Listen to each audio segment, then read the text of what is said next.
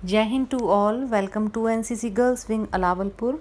और आज लेकर आए हैं एक नया वीडियो जो कि न्यू सेशन 2021 का जो इनरोलमेंट है उससे रिलेटेड है। और आप देख सकते हैं वीडियो में कि जो गर्ल्स हैं, जो स्टूडेंट्स हैं, वो रेडी हैं सिलेक्शन के लिए।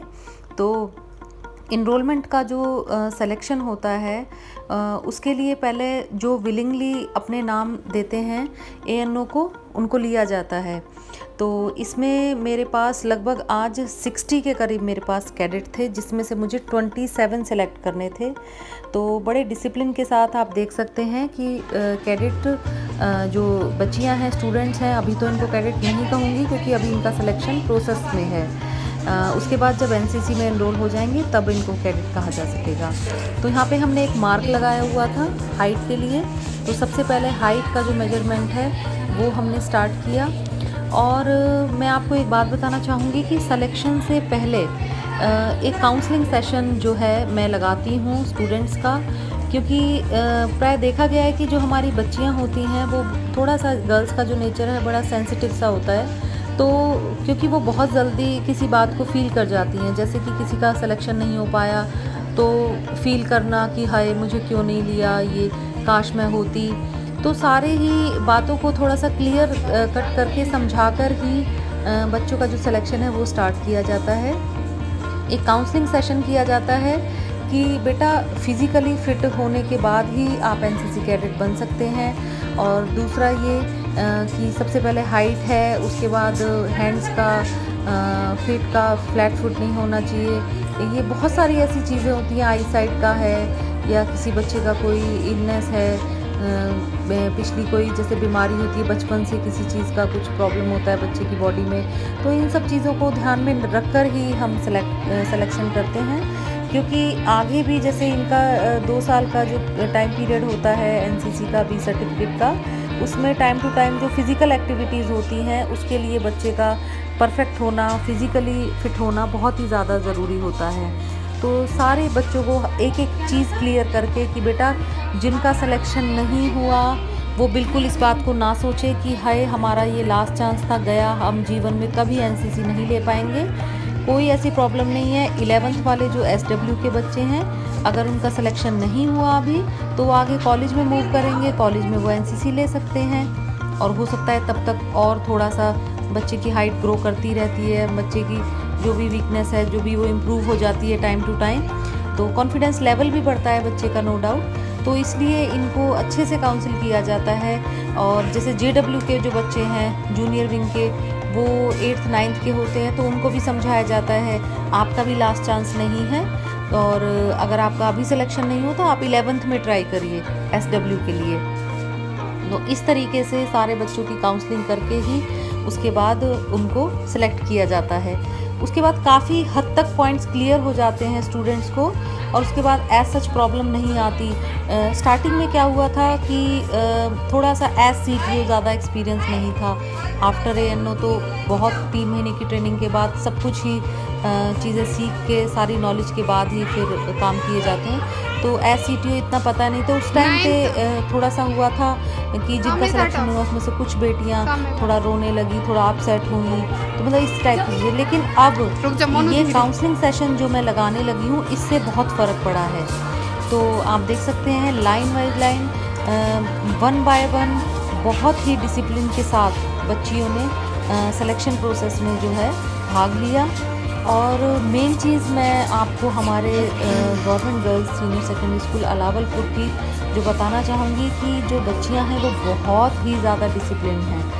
और हमारी बच्चियां स्कूल में ही नहीं, स्कूल से बाहर भी किसी एक्टिविटीज़ में जाती हैं, किसी कल्चरल इवेंट में जाती हैं या एनसीसी की एक्टिविटी में जाती हैं, तो डिसिप्लिन के मामले में इनका नंबर 1 रहता है। बिल्कुल इनडिसिप्लिन कोई भी क्रिएट नहीं करता है।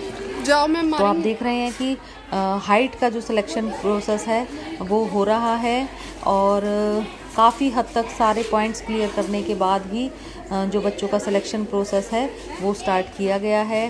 क्योंकि और अब देखिए आपकी मेरे को 27 कैडेट्स लेने हैं, एनरोल करने हैं, और मेरे पास 60 के करीब बच्चियां थी।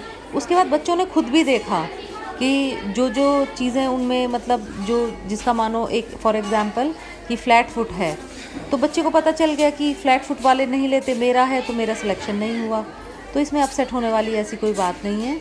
बाकी फिर भी थोड़ा सा बच्चों को समझाना भी पड़ता ही है कि कभी कोई कोई बच्चा ऐसा निकल जाता है जो अपसेट हुए बिना नहीं रह सकता, तो उस चीज़ को थोड़ा सा दूर करने की कोशिश की जाती है।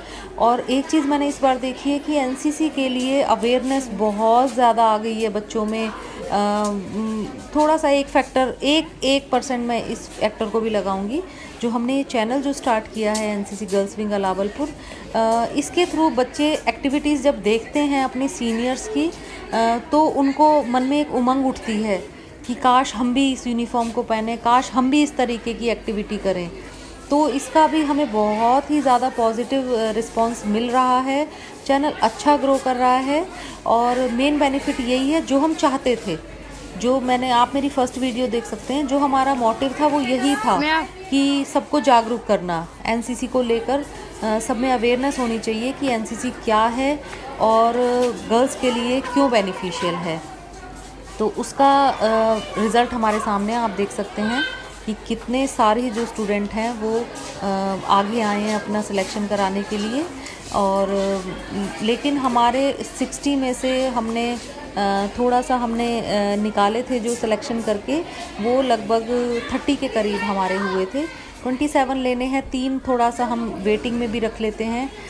किसी का कोई डॉक्यूमेंटेशन में कोई प्रॉब्लम होता है या किसी का बाद में कुछ फाइंड आउट होता है। कुछ बच्चे थोड़ा सा एक दो शरारती बच्चे छुपा जाते हैं कि किसी का बहुत ज़्यादा आई साइट वीक है या कोई ऐसी इलनेस है, कुछ है, तो वो बाद में निकल के अगर कोई चीज़ आती है तो उसके लिए हम 2-3 जो कैडेट्स हैं उनको एक्स्ट्रा रखते हैं, वेटिंग में रखते हैं।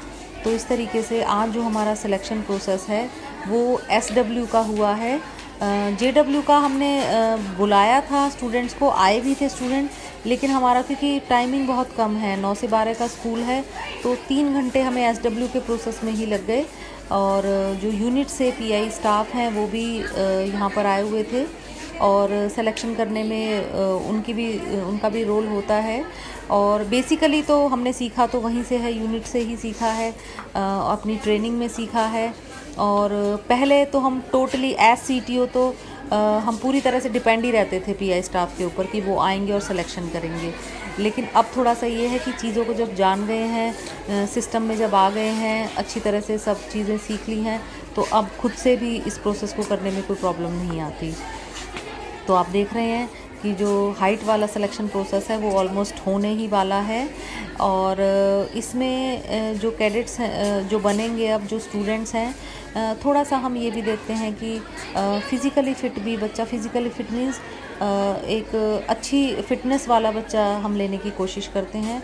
जो थोड़ा सा फैटी बच्चा है उसको थोड़ा सा हम प्रायोरिटी पे नहीं लेते हैं, क्योंकि कोई एडवेंचर कैंप है आगे इनका कुछ है। ये तो कोरोना की वजह से थोड़ा सा एक्टिविटीज़ कम हैं अभी, तो जो इस तरीके के जो कैंप्स होते हैं उसमें कुछ ट्रैकिंग वगैरह है, इस तरीके की चीज़ें हैं, तो उसमें जो फिज़िकली वर्कआउट है वो थोड़ा ज़्यादा होता है और उसमें जो थोड़ा फैटी बच्चा होता है उसको प्रॉब्लम आती है। जो स्टेमिना लेवल है वो इतना नहीं हो पाता जो कि एक फ़िट बच्चे का होता है। वैसे ऑलमोस्ट ही जो आज के सिलेक्शन के लिए जो स्टूडेंट थी, ऑलमोस्ट मैं कहूँगी कि 95% बिल्कुल फ़िट ही थी। 5% में थे कुछ ऐसे स्टूडेंट्स। तो अब ये हाइट वाला जो हमारा प्रोसेस है वो पूरा हो चुका है। अब उसमें से हाइट में से जो बच्चे निकल के अलग हो गए हैं, जिनकी हाइट बहुत ही SW के लिए हम 5 फुट 2 इंच मिनिमम लेते हैं, तो उससे जो कम की थी उनको अलग कर दिया गया है। तो अब इनका हैंड्स का और लेग्स का और फ्लैट फीट का ये वाला जो सिलेक्शन है वो स्टार्ट हो चुका है। और इसमें क्या होता है, हैंड्स का जो वो है लेवल जो बिल्कुल स्ट्रेट वाला है वो ज़रूर हमें देखना होता है, क्योंकि जब ड्रिल करते हैं बच्चे, जब मार्च पास्ट करते हैं, तो जिनका थोड़ा सा भी टेढ़ापन अगर हाथों में होता है तो उसके हाथ बिल्कुल अलग ही जाते हैं मार्च पास्ट में, ड्रिल में, और उसमें फिर वो बच्चा नहीं कर पाता। और अगर करता भी है तो वो बहुत ऑड लगता है। तो इसलिए उसमें फिर ड्रिल का जो सब्जेक्ट है उसमें फिर वो दिक्कत आती है। तो उसमें फिर ये होता है कि हम बाद में हम बाहर जो हमारा यूनिट में बच्चों का प्रैक्टिकल एग्ज़ाम होता है तो उसमें अगर हम ऐसी ड्रिल बच्चा अगर करे और वो थोड़ा अलग दिखाई दे तो उसमें ना थोड़ा सा हम लोगों के ऊपर पॉइंट आउट होता है कि भाई आपने क्या सिलेक्शन किया। तो हमें सारी ही चीज़ें बहुत ज़्यादा ध्यान में रख कर ही हमें जो है सिलेक्शन करना पड़ता है। और पूरी जो है कोशिश की गई थी आज कि कोई बच्चा अननेसेसरी उदास ना हो और कोई बच्चा बहुत अननेसेसरी इमोशनल ना हो। तो और काफ़ी हद तक क्या मैं ये कहना चाहूँगी कि मतलब पूरी तरीके से ही हम उसमें सफल रहे हैं। उसके बाद एज सच कोई ऐसी स्टूडेंट नहीं आई सामने कि जिसका थोड़ा सा इमोशनल या मेंटल लेवल बहुत डाउन हो करके हाय मैम हमें क्यों नहीं लिया, इस टाइप का ऐसा मतलब नहीं हुआ। क्योंकि बहुत ही फेयर तरीके से जो सिलेक्शन प्रोसेस है वो चल रहा था। और सबसे मेन चीज़ है जो प्री काउंसलिंग सेशन जो हमने लगाया था सिलेक्शन प्रोसेस से पहले, उसमें काफ़ी हेल्प मिली है हमें। तो इसमें भी आप देख सकते हैं जिनका हैंड्स का फॉर्मेशन ठीक नहीं है, जिनका थोड़ा टेढ़ापन है हाथों में, उनको अलग कर दिया जा रहा है। क्योंकि आप देख सकते हैं कि नंबर ऑफ़ स्टूडेंट जब ज़्यादा होते हैं सिलेक्शन के लिए तो उसमें थोड़ा सा इन चीज़ों को बहुत बारीकी से देखना भी होता है, तभी छँटनी हो पाती है। और इसमें एक पॉइंट भी मैंने क्लियर कर दिया था स्टूडेंट्स को कि अगर हमारा जो बच्चों का जो सिलेक्शन है, अगर वो मानो कि ज़्यादा बच्चे सेलेक्ट होते हैं, मानो कि 60 आए हैं और उसमें से हमारे पास 40 सेलेक्ट होके आते हैं, लेने हमें 27 हैं, तो उसमें भी फिर एक रिटन एग्ज़ाम रखा जाता है। उसमें कुछ बेसिक सी चीज़ें आती हैं उस रिटन एग्ज़ाम में, अप्रॉक्स 20 मार्क्स का या 30 का, वो हम कितना भी कर सकते हैं अपने लेवल पे। तो उसमें कुछ बेसिक जनरल नॉलेज, कुछ बेसिक इंग्लिश, कुछ ऐसी जनरल सी चीज़ें, उनके क्वेश्चंस हम रेडी करके जो पेपर सेट करते हैं उसमें फिर क्रीम निकल के आती है। उसमें फिर मतलब जो हम जितना हमें स्ट्रेंथ चाहिए होती है वो निकल के आ जाती है उसमें। क्योंकि ये एक लास्ट ऑप्शन होता है हमें थोड़ा सा सेलेक्ट करने का।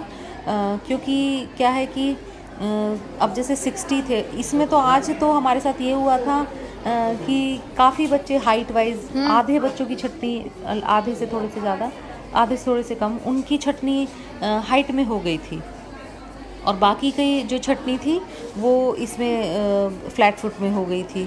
अब ये आप पीछे देख रहे हैं, इस वीडियो में आप देख सकते हैं पीछे जो ये गर्ल्स आई हैं इनको मैंने वेटिंग में रखा हुआ था। जिनका जो हाइट इशू था वो थोड़ा सा मिनिमम से थोड़ा सा ठीक था, एवरेज था, इनको मैंने वेटिंग में रखा हुआ था और इसमें ज़्यादा छटनी हो गई थी। तो हमारे पास लगभग 20 के करीब कैडेट हुए थे। उसके बाद मैंने इन वेटिंग वाले बच्चों को बुलाया और फिर इन वेटिंग वाले बच्चों का भी फिर हैंड्स का देखा गया और उसके बाद जो बच्चे सेलेक्ट हुए फिर उनसे जो संख्या बढ़ी वो बढ़ कर के 20 से 30 हो गई। तो आप देख सकते हैं थोड़ी सी घबराहट भी है बच्चों के चेहरे पर, फिर भी बहुत ज़्यादा कंफर्टेबल करके ही बच्चों को कि घबराना नहीं।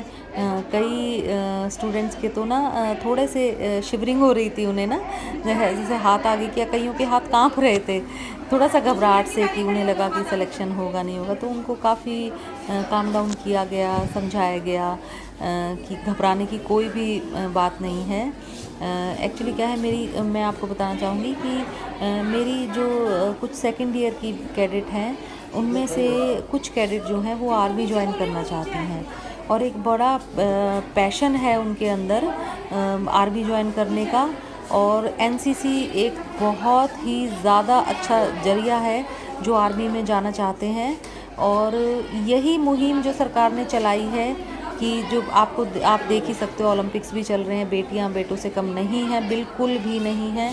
तो आर्मी में भी ज़्यादा से ज़्यादा फीमेल्स की भर्ती हो, इसी मुहिम को ध्यान में रखते हुए जो सरकार है उन्होंने गर्ल्स स्कूल्स में जो एनसीसी दी है वो इसी टारगेट के लिए दी है ताकि आर्मी में सिर्फ मेल नहीं हो, फीमेल्स भी काफ़ी हों। तो लगभग हमारा जो सिलेक्शन प्रोसेस है लगभग पूरा हो चुका है और इसमें भी अभी मैंने 30 जो हमारी सेलेक्ट हुई थी उसके बाद भी मैंने थोड़ा 5-6 कैडेट हैं उनको भी अभी वेटिंग में रखा है, क्योंकि कुछ एक का जो डॉक्यूमेंटेशन होता है उसमें कभी कभी प्रॉब्लम आ जाती है और उनको फिर नहीं ले सकते। तो इस वजह से आप देख सकते हैं कि हाथों को आगे पीछे करके भी करवाया जा रहा है, ताकि ये अंदाज़ा आ सके कि जो ड्रिल में जो बच्चा है वो ठीक से चल सके और वो ऑड ना लगे, क्योंकि मेजर सब्जेक्ट होता है ड्रिल, काफ़ी इम्पॉर्टेंट होता है।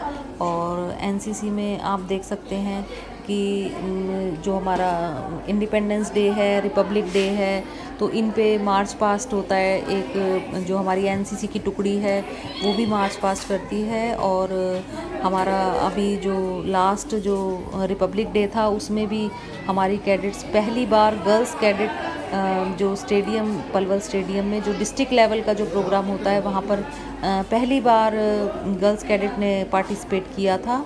और पहली बार में ही हमारी कैडेट्स ने लगभग 10 दिन की कोशिश में ही 3rd पोजीशन प्राप्त की थी। और बहुत अच्छा ही बच्चों का प्रेजेंटेशन था स्टेडियम में। और इसी तरह से ही अब इंडिपेंडेंस डे और रिपब्लिक डे पे जो हमारे कैडेट्स हैं उनका जो परफॉर्मेंस है वो चलता ही रहेगा। और ये आप देख ही सकते हैं आज का सिलेक्शन प्रोसेस पूरा हुआ और ये हमारा रिपब्लिक डे का बच्चों का जो पोजीशन आई थी उसका फ़ोटो है। तो मिलते हैं नेक्स्ट वीडियो में नई एक्टिविटी के साथ। धन्यवाद।